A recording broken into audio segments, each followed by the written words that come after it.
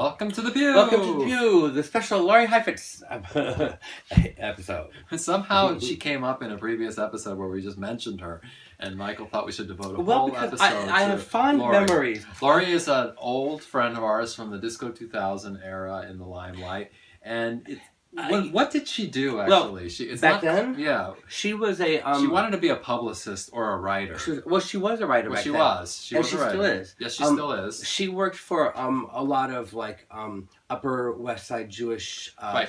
For a while she worked at the Jewish Forward, which is a right. daily Jewish newspaper in New York, or maybe it's a weekly newspaper. Yeah. But that's the last time I saw her. That's what she was doing. And she did also publicity for a lot of restaurants, and they would pay her in food credits and stuff like that. And so she would go take us out for dinner and stuff. But she's a really good example. Maybe this could be a series of we could do a episode on a character from that. Yeah, like a very New York crazy character. Right, and she was perfect because she wasn't a club kid. She was her own category. She wasn't a club kid. She wasn't a model. She wasn't a raver, whatever. She was a neurotic. She was a female Woody Allen kind of neurotic New York Jewish woman. Right. And we thought she was kind of crazy. She was kind of crazy, which we like the crazies because we're kind of crazy. But she was crazy in a funny way. Right, and despite her craziness, she was still functional. She had jobs, she had money, she had an apartment. When it came right down to it, the bottom line is she accepted us. And so basically anybody that would accept us, we accepted. That was the thing. Right, well, I think it was more than accepting us. She actually really liked us. Yeah. But and wanted to come to all our parties. And anybody that liked, we're so desperate for you. And sometimes even when we didn't want her to come with us, she would come. Yes. And she was making it a little bit more interesting. She was secretly in love with me. I don't know if you ever knew that. I think it was pretty obvious. Was it? Yeah. Yes. And one it wasn't time, really much of a secret. Do you remember that Rachel of London dress that I had? No. With the remember the Rachel of London dresses with roses? It was a signature of hers. Rachel of London. Okay. Yes. And I went through a phase like in '87 where I bought a bunch of dresses, and one of them was a Rachel. I just love the dresses, and it didn't fit me anymore, and it didn't fit Laurie either because Laurie was a little bit bigger than me. Right. But I was throwing it away. She was chunky. Yeah, I was throwing it away, and she said, "Oh my God, you're throwing away a Rachel London dress?" And I said, "No, I was bringing it to you as a gift."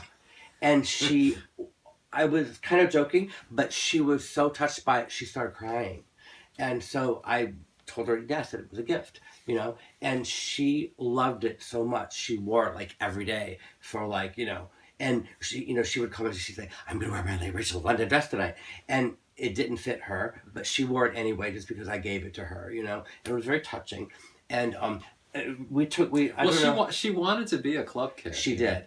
And even though she could never be one because she was like this straight-laced, neurotic Jewish lady. Right. And she was always trying to get a man. It's like the sitcom. She was a sitcom star, really. Right. Always, and with the shtick of always trying to get a man. And she was always trying to nab the man. But the thing is, once she would get him, she would make the mistake time after time of bringing him to Disco 2000.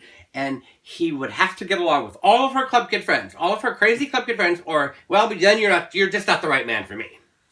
And so she would bring these very straight-laced Ozzie and Harriet, a man that she met at the synagogue or whatever. Yes, right? Like a very very religious, Orthodox Jew professor from and bring him and sit him next to the pee drinker and and me in my buttless pants and with a chicken and say, "You have to accept all of this, or this is me. This is what I'm about." We're not getting married. Yeah. And they would run out. They would run out the door, and then she'd say, "It would be like the people who visiting the Munsters." Yes, that's exactly what it was. And she's Lily Munster. She's Marilyn bringing. No, that's what I meant. Yeah, Marilyn. Bringing the boyfriend to the house. Yes, that's exactly what it is.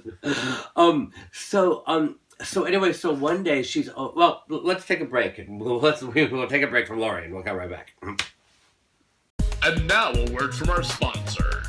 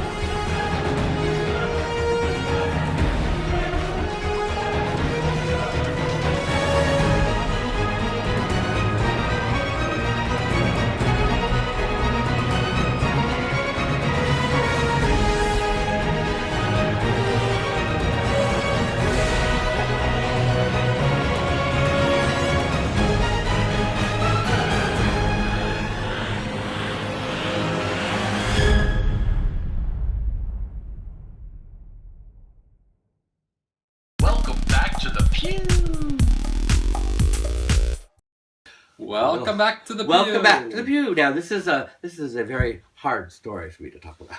Our memories of Laurie Heifetz. This hard story. Anyway, so I'm coming home from.